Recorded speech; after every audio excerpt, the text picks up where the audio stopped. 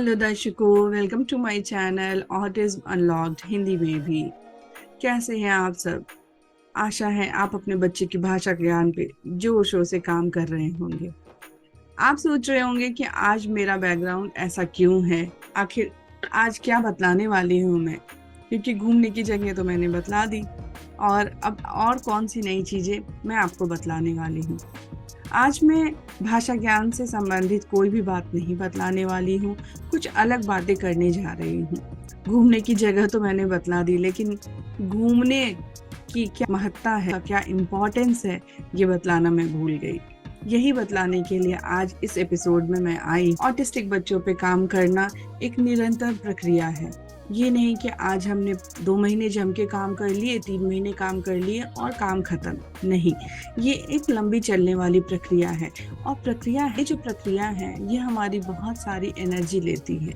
हम बहुत सारे काम करते हैं, कभी कभी विकास की गति बहुत धीमी होती है तो हमें निराशा भी हाथ लगती है। फिर हम अपने आप को समेट के बच्चे के प्रेम की खातिर, बच्चे से हम इतना प्यार करते हैं कि फिर हम बच्चे के पीछे लगते हैं कि नहीं ठीक है, हमें काम करना है।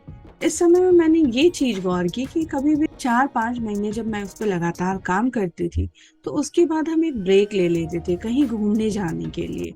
कोई भी जगह जो आसपास की जगह हो, वहां पे अगर आप 4 से 5 दिन का प्लान बना सके तो जरूर जाइए। जरूरी नहीं है कि कोई बहुत बजट वाली जगह पे जाने की जरूरत है, क्योंकि फिर वो एक हेक्टिक हो जाता है कि आप बहुत दूर जा रहे हैं, बहुत सारी प्रिपरेशन करके जा रहे हैं।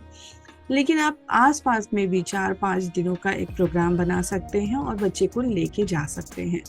इसका बेनिफिट क्या होता है कि बच्चा भी एक रूटीन से हटके एक अलग दुनिया देखता है।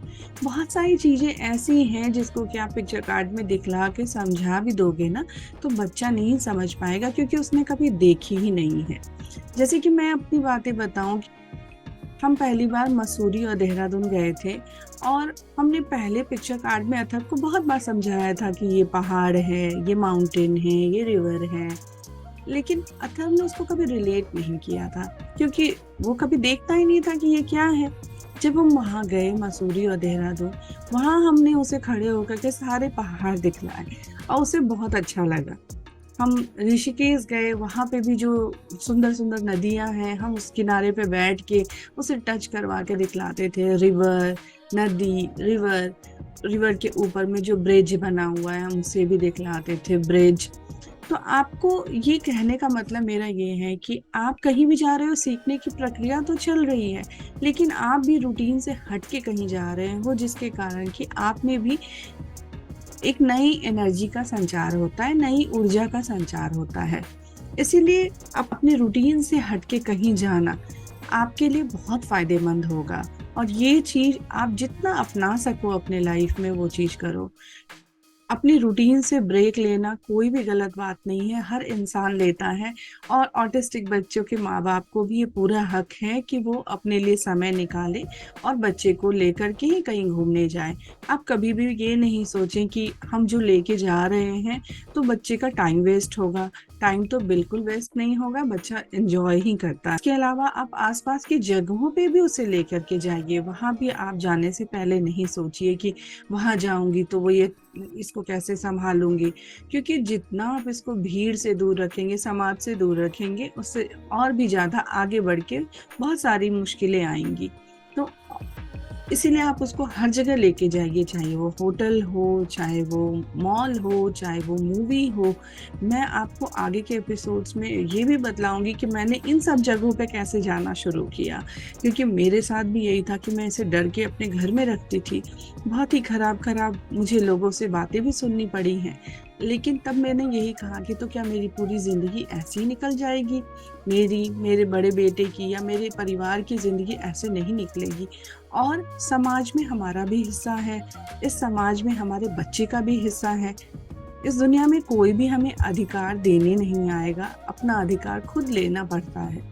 तो आप बच्चे को लेके जाओगे तो सिर्फ आपके लिए नहीं, ये समाज के लिए भी जरूरी है कि वो जाने कि उनके समाज में किस किस तरह के बच्चे रह रहे हैं। इससे बच्चे के लिए एक्सेप्टेंस आती है। मैंने कभी भी किसी को भी नहीं कहा कि मेरे बच्चे को प्रॉब्लम नहीं है। मैंने शुरू से ही बतलाया कि बच्चे को ऑटिज्म है। ऑटिज्म यानी कि एक डिफरेंट पर्सनालिटी है उसकी। वो लोग जो पहले इस नाम को सुन के मुंह बना लेते थे, अब जब वो अथर्व को देखते हैं तो वो समझते हैं कि ठीक है, कुछ ऐसी अलग सी बात तो है, लेकिन वो सारे काम अब खुद से करता है, बहुत अच्छा बोलता है और पढ़ाई में भी ठीक ठाक कर ले रहा है। तो उन्हें अब उसकी क्षमता पे डाउट नहीं होता है। इसीलिए आप अपने आसपास की जगहों पे भी जाइए। कभी भी किसी चीज से डर के उस जगह पे नहीं जाने वाला ऑप्शन नहीं अपनाइए। इससे बच्चे को भी बहुत परेशानी होगी और बड़े होके वो आपको परेशान करेगा, क्योंकि उसके पास अगल बगल की दुनिया है ही नहीं। वो सिर्फ आपके अगल बगल उसकी दुनिया बन चुकी है। ऐसे में वो आपको ही ज्यादा से ज्यादा परेशान करेगा। तो यही बोलने के लिए आज मैं इस एपिसोड में आई हूँ कि आप अपने रूटीन का एक हिस्सा जरूर निकालिए कि आप कहीं घूमने जाएं, 4 से 5 दिन के लिए, एक हफ्ते के लिए कहीं जाएं। चाहे वो पहाड़ी जगह हो या मैदान की जगह हो या चाहे ये समुद्र वाली जगह हो।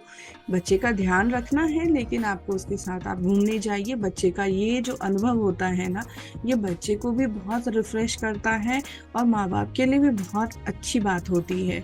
आप जितना इसको जितनी जगहों पे लेके जाएंगे, उससे बच्चे का तो कॉन्फिडेंस बढ़ता ही है, आपका भी एक ऑटिस्टिक बच्चे के माता पिता के रूप में कॉन्फिडेंस बढ़ता है। आप उसको ले जाने में कहीं हिचकिचाते नहीं हैं।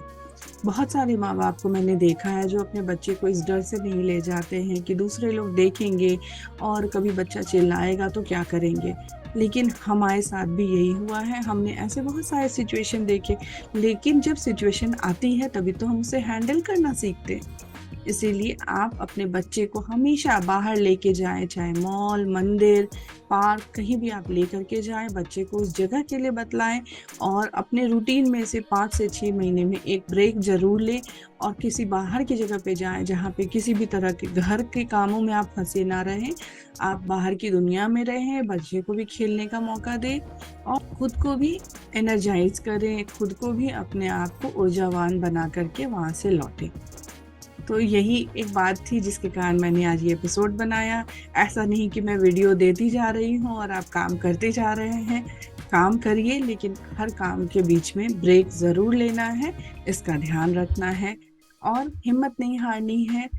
सफलता धीरे धीरे ही सही, लेकिन जरूर मिलेगी, इसका यकीन मैं आपको दिलाती हूँ। So thank you so much for joining my this episode also, क्योंकि मुझे ऐसा लगा कि मुझे आपको ये बातें कहनी चाहिए। तो प्लीज़ इस पे भी आप ध्यान देंगे और बच्चे की भाषा ज्ञान पे जोर शोर से काम भी करेंगे। Thank you so much for watching and thank you for joining. Thank you.